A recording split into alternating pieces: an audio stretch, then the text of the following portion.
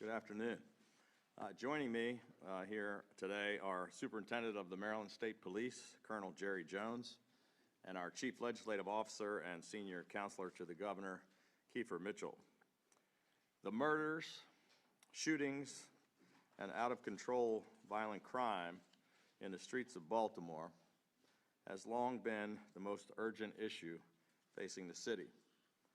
But the latest string of heinous crimes over the past few weeks have been particularly disturbing, and it has shaken city residents and community leaders to the core.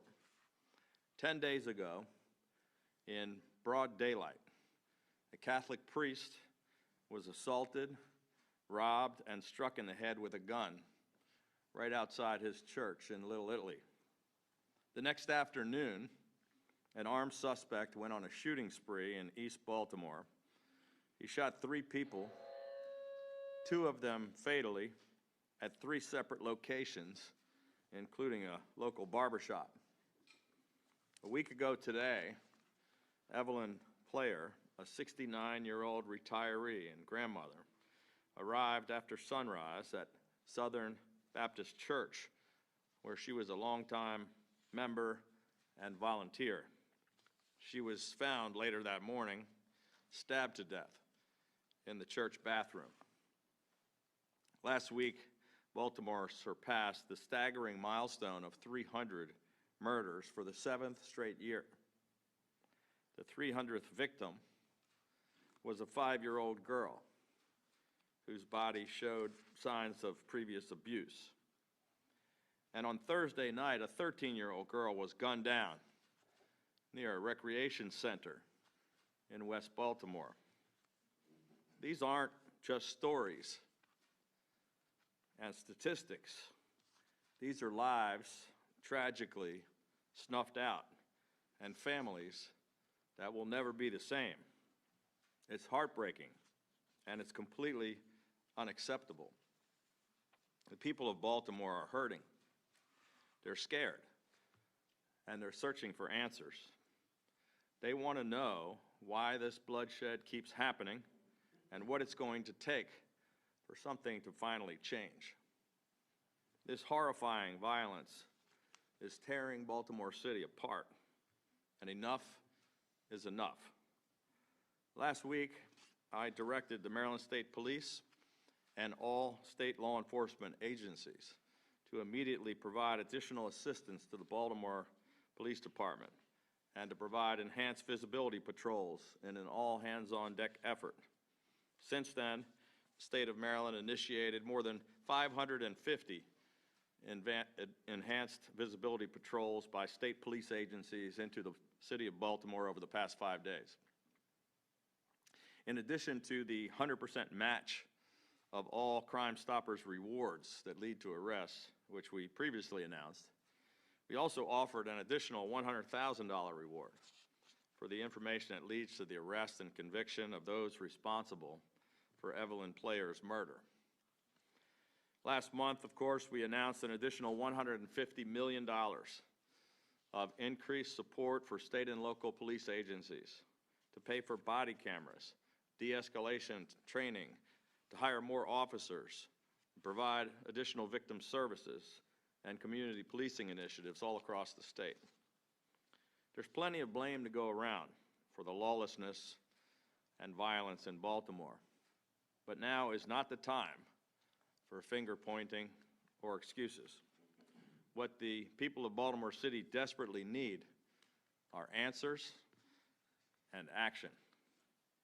A few weeks ago, we announced that we would invest another $10 million in the upcoming budget for neighborhood safety grants to support lighting, cameras, hardware upgrades, and increased security services for community organizations, business districts, main streets, and neighborhoods in Baltimore City and all across the state.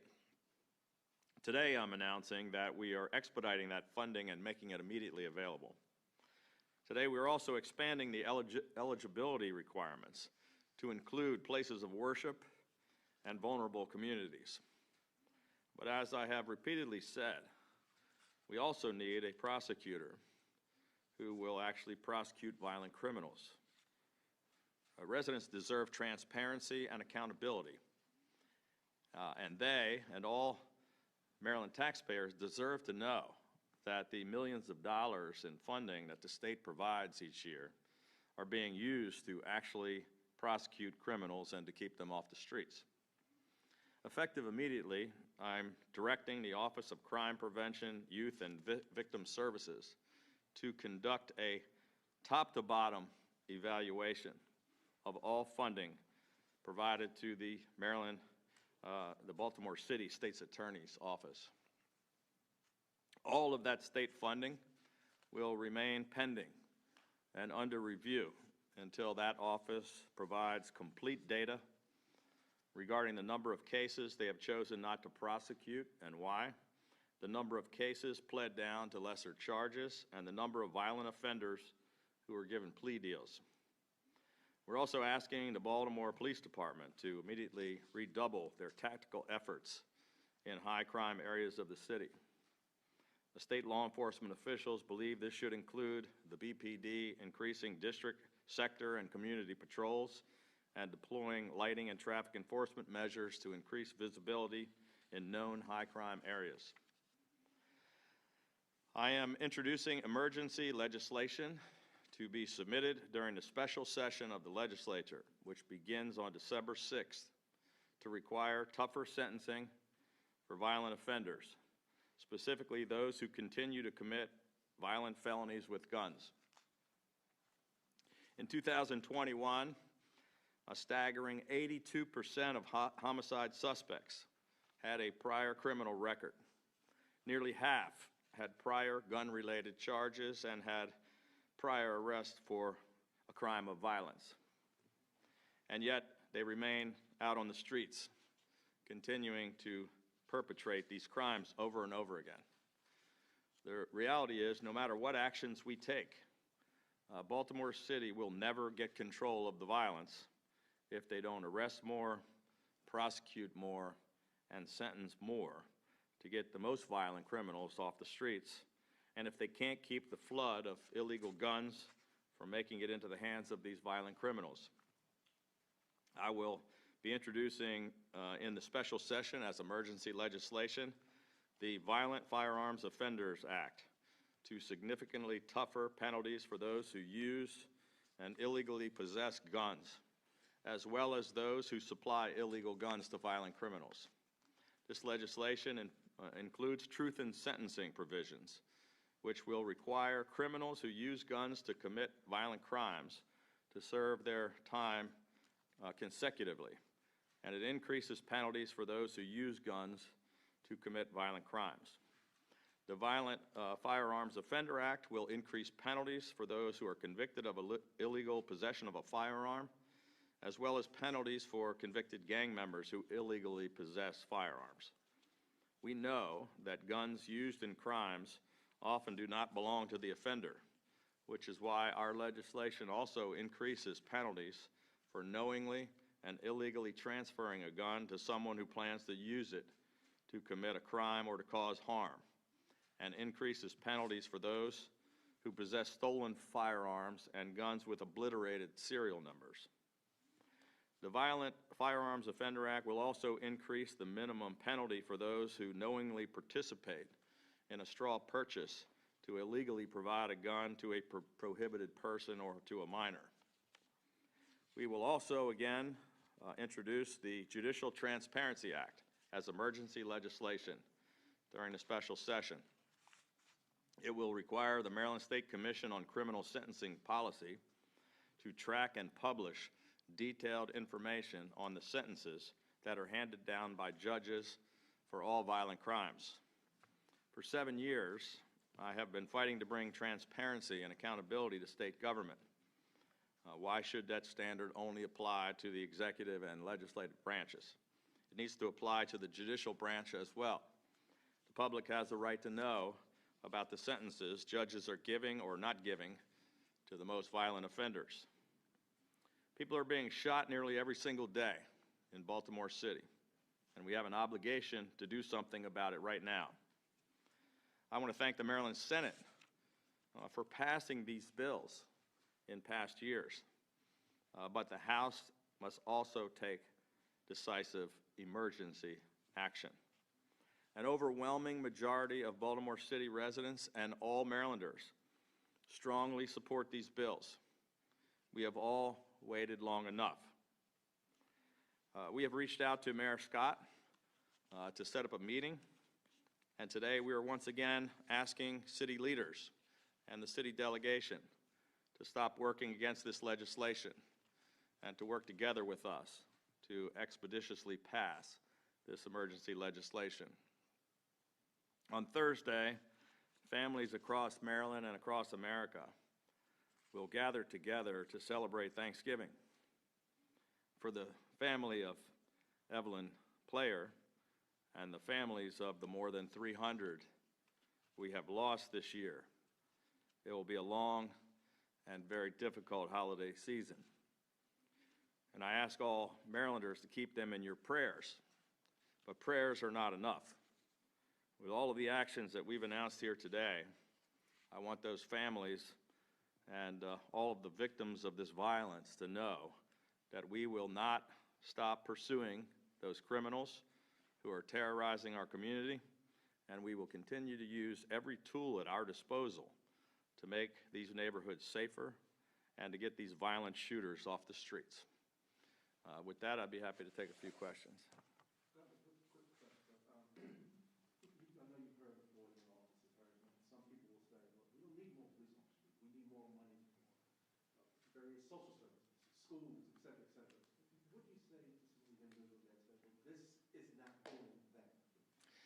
Yeah, I think we've invested something like $5 billion into the city of Baltimore to address some of the root causes of crime. But I'm concerned about people getting shot this week and this weekend, and that doesn't do anything to stop that. You know, an overwhelming majority of Marylanders, an overwhelming majority of people in Baltimore City support all three of these pieces of legislation. The recent polling shows something like 88% of the people in Baltimore City agree with us. Nationwide, 75%. I think we should have more funding for police. So I know there are a couple of Baltimore City council members that want to eliminate the police department. I can tell you almost no one agrees with them. Governor, Prince George's, you're talking about Baltimore City. Prince George's County is experiencing 50% increase in homicides this year, 100% over 2019, 300% increase in carjackings, jump-in car theft. Same thing. Yesterday, I covered a young mom with a child next to her who was shot in the head and killed.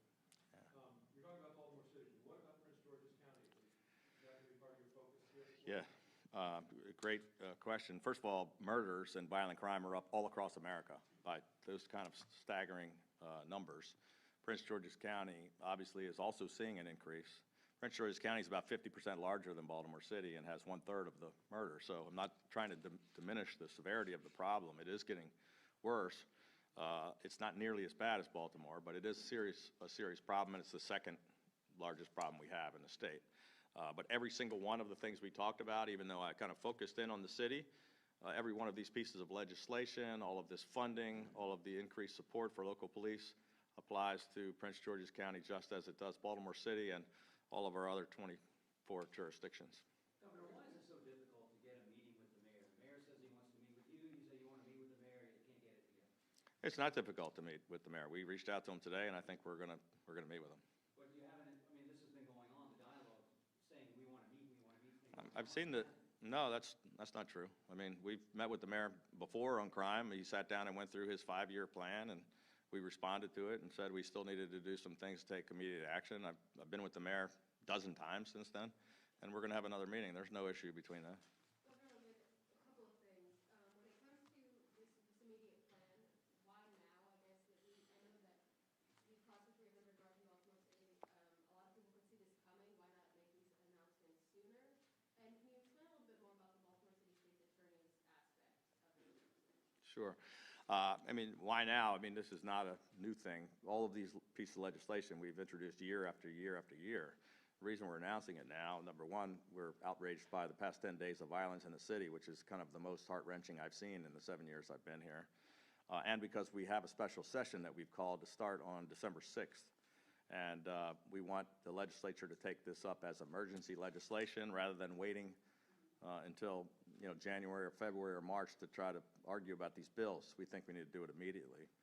I'm sorry, what was the? State's Attorney's Office, you said you want a review of that? Yeah, And the state funding? the Governor's Office of Crime Control and Prevention has been compiling data all across the state with respect to sentencing, and we haven't gotten data from Baltimore City, and this is going to require them to respond to the state before they get additional funding. So the impact on the actual funds, does this impact the availability of funds to the State's Attorney's Office? Are you freezing state funding? I think right now, we do put a lot of money into there. We just want to make sure that the state taxpayers are getting their money's worth. And so we're not really freezing it, but we're doing an immediate review. And we're hoping that we'll get the cooperation we need out of the state's attorney's office. If not, then it may get to the point where we will have to withhold funding. Governor, you mentioned about the judicial review. Any thoughts about that sentence that came out about the Baltimore County officer, the one-day sentence? Yeah, this is a concern I've had for a long time. And one of the reasons why we pushed the Judicial Transparency Act, because, I think there's a lot of flexibility in what judges do on sentencing. We just want to know exactly, the people have a right to know what they are and what they aren't doing. Obviously, that particular case is one that's very concerning, but there are literally hundreds of ones just like that we're just as concerned about. So we want to get to the bottom of it and get the data. The judicial system opposed this bill. I think over 90% of the people in Maryland support the bill, and we're going to push to get it done. You also mentioned about taking a look, as we addressed about the state's attorney's offices in Baltimore City. We've all heard a lot of, all the way from Baltimore City politicians all the way up to you about maybe the lack of action from the state's attorney's office. Is there anything in your toolbox that you could do to interrupt or intervene with that to maybe to get some progress? Well, we've tried a number of things. People come up to me and say, can you fire the state's attorney in Baltimore City? And I say, no, only you can do that, to people in the city. She doesn't work for us. She works for the citizens of Baltimore. But we've been trying to take various actions. One thing we did was we tried to push more of the gun crimes to the U.S. attorney. State actually pays for federal prosecutors in the U.S. attorney's office so they can process, Project Exile and gun crimes, because the city wasn't doing a good job of it. The Attorney General agreed to try to take over the prosecution of some of the violent crimes in Baltimore City, and we put 50 more prosecutors into his office, but then it was killed by the legislature because the state's attorney and city delegation was opposed to it. Now we're saying we're going to do a complete review of their cases, and if we have to, we may have to withhold funding until we get the answers and the actions that we need. So we're going to take whatever actions we can to help, but it's not something in our direct control, or we already would have fixed it by now. Will both Mosbys be invited to these discussions with the mayor? The meeting with the mayor is just going to be with the mayor. We want to have we don't want a dog and pony show. We want to have a real discussion about what we can do about taking immediate action on the violent crime. Governor, would you elaborate on state police helping enforce in the city? Are these vehicle patrols? Are they actual patrols? Are they teaming up? What are they doing? It's not just the state police, actually. It's all 5 of our state police agencies have been doing increased patrols more than they normally do. So they're actually, you're seeing state police vehicles from 5 agencies driving through some of these dangerous neighborhoods, which provides more of a presence. And there are a lot of things that we work on an ongoing basis with respect to helping process warrants. We do surges from time to time where we send people in, but right now this is a huge increase in the visibility the state can't take the place of the Baltimore City Police Department, and they're actually bigger than the state police. They have more people, and that's not what our guys are trained for. But in this particular case, just getting them in there to do some patrols to help, provide some backup for the overwhelmed city police department is what we're trying to do. Governor, do you think that the state's attorney, the police commissioner, and the mayor are capable of doing this job right now? I said earlier I didn't want to point fingers because I'd rather focus on solutions. Obviously, the job isn't getting done. I don't want to, say who's not getting the job done, but I'd like to figure out a way for us to come together and everybody do a better job. Do you have a date for that meeting yet? What's that? Do you have a date for the meeting in January? I think we just reached out to him this morning, and I know our schedulers are working, but sometime in the next week or two, I guess, we'll try to get together. Last question? On a different topic, the president yesterday threw some barbs at you while endorsing Dan Cox for governor, and implying that your Secretary of Commerce is not qualified to be the nominee because of her affiliation with you. Do you plan on getting involved in the race? Do you plan on endorsing Secretary Schultz? Do you plan on campaigning for her? So, Secretary Schultz has done an incredible job for us for the past 7 years. She's been a friend for a long time, served in the legislature admirably, was a small business owner. Terrific job as our labor secretary, commerce secretary. She would make a great governor. I fully intend to get involved in helping her. Dan Cox, the guy that we were hearing about yesterday, is a QAnon whack job.